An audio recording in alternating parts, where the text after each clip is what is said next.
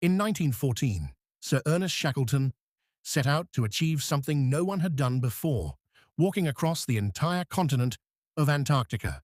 He planned to do this without modern technology, without GPS, and entirely on foot.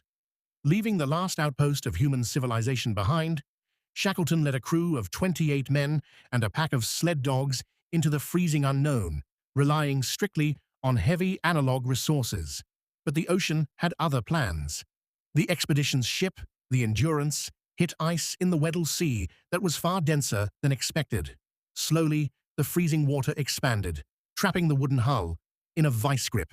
For months, the crew sat immobilized in the ice through the 24-hour darkness of Antarctic winter.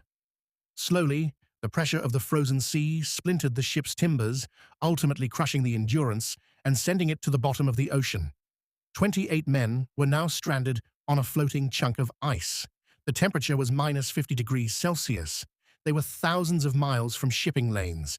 They hadn't seen another human being in a year and had 1 month of rations left. The mission to cross Antarctica had ended. The objective was now down to a single question. How do 28 men get home from the middle of a frozen sea? With the ship gone, the crew moved their entire lives onto the floating ice floes. They named it Ocean Camp, banking on currents to drift them toward the nearest island. To survive the drift, they had to drop weight immediately. Shackleton set the standard by leaving his own gold coins behind in the snow.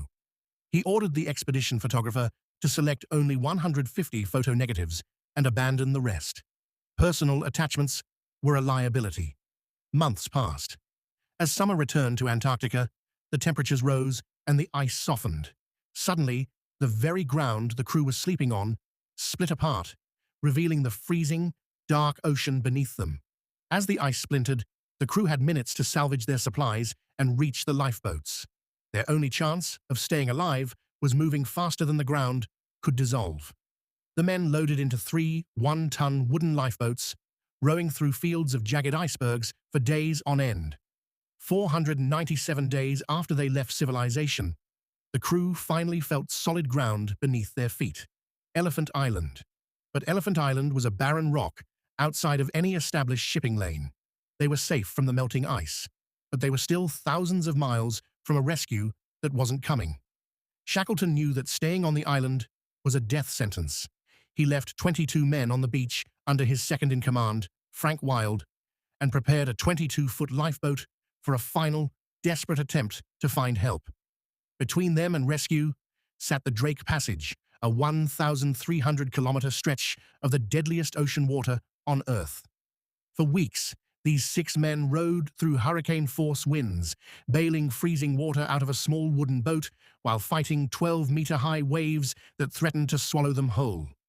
By taking the smallest boat into the most dangerous waters, Shackleton took the survival of the group onto his own shoulders. They reached South Georgia, but the same hurricane that pushed them across the ocean forced them to land on the uninhabited side of the island. Their boat was battered beyond repair. The whaling station was on the opposite coast. With no way to sail around, Shackleton and 2 men had to go over the top, navigating unmapped glaciers that reached 10,000 feet. Shackleton and 2 men tied themselves together with a single length of rope. Using an axe, they painstakingly cut steps into the sheer ice, climbing continuously for 36 hours without sleep. When they finally stumbled down into the whaling station, they were so emaciated, blackened by frostbite and dirt, that the workers there didn't recognize them as the same men who had left 2 years earlier. Driven entirely by the need to save the men they left behind, these 3 individuals crossed terrain that experts considered completely impassable. Back on Elephant Island, 4 agonizing months had passed. The 22 stranded men were living under 2 overturned boats, watching their food supplies vanish. Their commander, Frank Wild, used a specific strategy to keep them from breaking. Every single morning, he forced the men to pack up their sleeping bags and gear, telling them, "Roll up your bags, boys. The boss may come today." On August 30th, 1916, a borrowed Chilean rescue ship appeared on the horizon. Despite 2 years in the ice and 3 separate ocean crossings, every single one of the 28 men Shackleton led into the south returned alive. Fast forward 106 years to the year 2022. Deep-sea investigators scanning the Weddell Sea picked up a signal on their sonar. 10,000 feet below the surface, they located the Endurance. The freezing pitch-black waters had preserved the wooden wreck almost perfectly. On paper, the Imperial Trans-Antarctic expedition failed in its primary objective,